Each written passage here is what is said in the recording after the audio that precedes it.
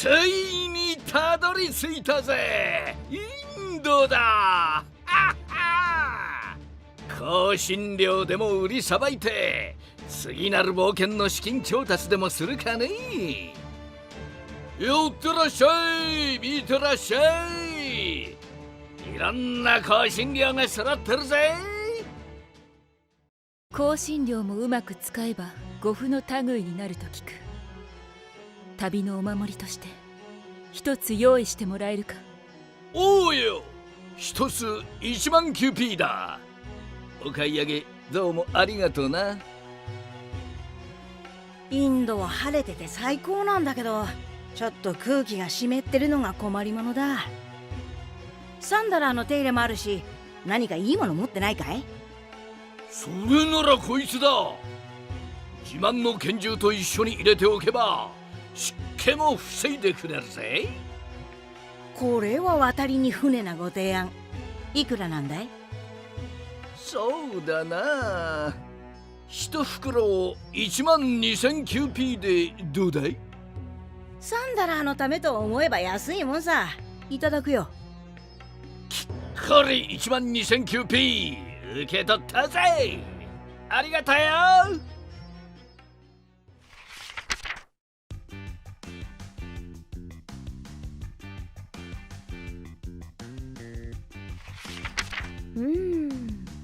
これはまた厄介な商人が現れたな。商工会への登録もなしと。おや、ライネスの姉子じゃないか。調子がいいようで何より。ちなみにあそこで商売しているあの男を知っているか？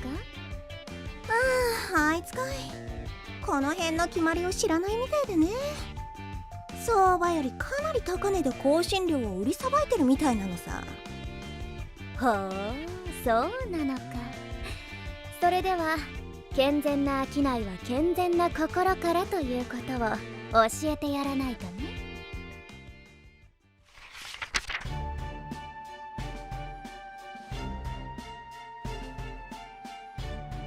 インドは歩くだけでワクワクが止まらないな。この数学的パワーとダンスパワー、優れた身体能力あっての柔軟な知性なんだね。いらっしゃい。スパイスをブレンドしたお守りはいかがかな。特に家族とはぐれた時なんかは引き合わせてくれるぞ。わお、そんなちょうどいいお守りがあるの？私、建物を見て回ってるうちに家族とはぐれちゃうんだよね。でもな、これ1万5000キューピーもするんだよな。お嬢ちゃんに買えるかな。1万5000キューピーか。もらったお小遣い全部使っちゃうけど、どうしよう。あ、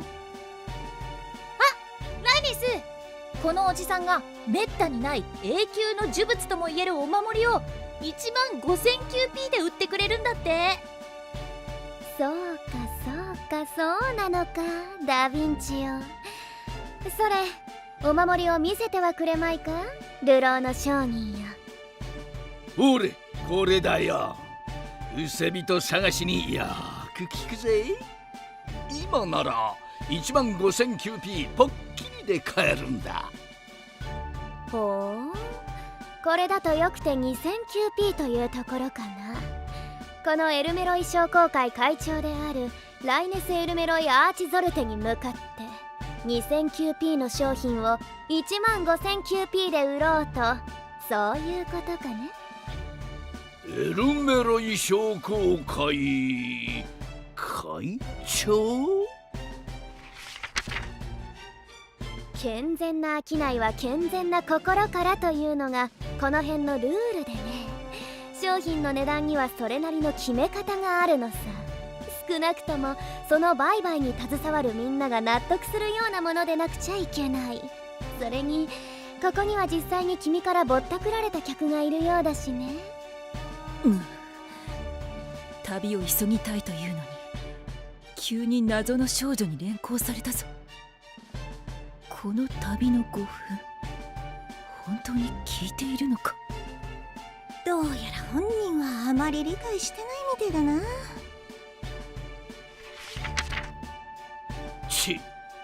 実際に買ったやつを連れてこられちゃ言い逃れできねえな。おや、案外物分かりはいいんだね。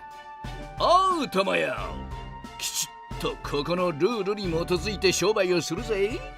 健全な商いは健全な心から。いい言葉じゃねえか。ほら感動したぜ。これにて一件落着かな。みたいだね。この俺も自分の商いに戻らせてもらうとするかい。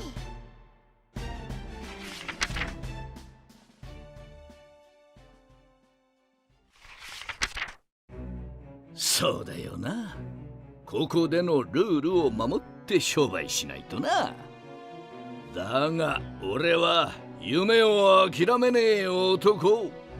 それじゃあまずは商売敵の商品を全部買い占めて、んで価格を思いっきり抑えて客を確保してから徐々に値段を釣り上げていこうじゃねえか。